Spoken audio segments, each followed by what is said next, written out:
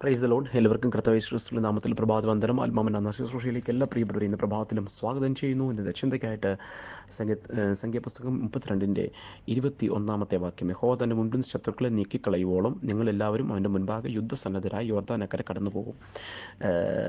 Numbers chapter 32:21. ശത്രുക്കളെ നീക്കിക്കളയുവോളം നിങ്ങളെല്ലാവരും യഹോവയുടെ മുൻപാകെ യുദ്ധസന്നദ്ധരായിരിക്കണം.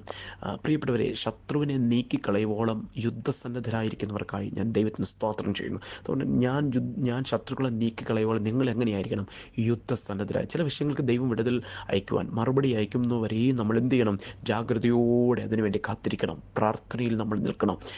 ചില വിഷയങ്ങൾക്കൊക്കെ എന്ത് ചെയ്യുന്നുണ്ട്?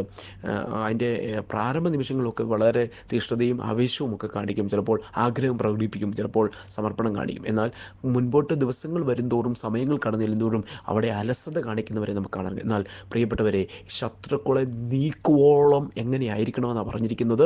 യുദ്ധസന്നദ്ധരായിരിക്കണം. ഇന്ന് പ്രഭാതത്തിൽ ആത്മാവിൽ ഞാൻ ഓർപ്പിക്കട്ടെ, നിന്റെ ശത്രുക്കളെ നീക്കുവോളം യുദ്ധസന്നദ്ധയോടെ നിൽക്കണം. സഹോദര സഹോദരി, അഭിഷിക്തനെ, എന്നെ കേൾക്കുന്ന കർത്താവിൻ്റെ ദാസന്മാരെ, കുഞ്ഞുങ്ങളെ, നിങ്ങളുടെ മുൻപിൽ ശത്രുവിനെ നീക്കുവോളം യുദ്ധസന്നദ്ധരായി പ്രാർത്ഥനയിലും ഉപവാസത്തിലും ആത്മാവിലും ആരാധനയിലും വചന ശുശ്രൂഷയിലും വചന കേൾവിയിലും വചന ധ്യാനത്തിലും ഒക്കെ നിങ്ങൾ എങ്ങനെയായിരിക്കണം? സന്നദ്ധരായിരിക്കണം. എന്തിനു വേണ്ടിയാണ്? ശത്രുവിനെ യഹോവ നീക്കിക്കളയുവോളം. കർത്താവ് ചിലതിനെ നീക്കിക്കളയാൻ പോവുക. ഇന്ന് പ്രഭാതത്തിലും എന്നെ കേൾക്കുന്ന പ്രിയപ്പെട്ട ജീവിതത്തിൽ നിന്ന്, അവരുടെ മുൻപിൽ നിന്ന്, അവരുടെ കുടുംബ ജീവിതത്തിൽ നിന്ന്, അവരുടെ ആത്മീയ അന്തരീക്ഷങ്ങളിൽ നിന്ന് കർത്താവ് ചിലതിനെ നീക്കിക്കളയുക. ചില ശത്രുക്കളെ നീക്കിക്കളഞ്ഞ് വിശാലമായ ചില വഴികൾ ചില പ്രിയപ്പെട്ടവർക്ക് വേണ്ടി ഇന്ന് പ്രഭാതത്തിലും എൻ്റെ കർത്താവ് ഒരുക്കുകയാണ്. എത്ര പേര് വിശ്വസിക്കുന്നുണ്ട്?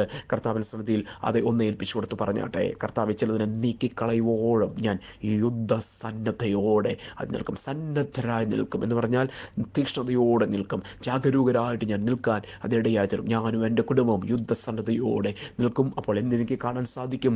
ശത്രുവിനെ എൻ്റെ മുൻപിൽ നിന്ന് നീക്കിക്കളയുന്ന കർത്താവിൻ്റെ കരം എനിക്ക് കാണാൻ സാധിക്കും. അങ്ങനെ തന്നെ ഇന്ന് പ്രഭാതത്തിൽ ചിലർക്ക് വേണ്ടി കർത്താവ് പ്രവർത്തിക്കുക. പ്രാർത്ഥിക്കാം. പരിശുദ്ധ പിതാവേ, അതിനകത്തിനാണ് നന്ദി. എല്ലാവരെയും അനുഗ്രഹിച്ചാട്ടെ. പ്രാർത്ഥനയോട് നന്ദി, യേശുവിൻ നാമത്തിൽ തന്നെ. ആമേൻ. കർത്താവ് നമ്മെ അനുഗ്രഹിക്കട്ടെ. God bless you.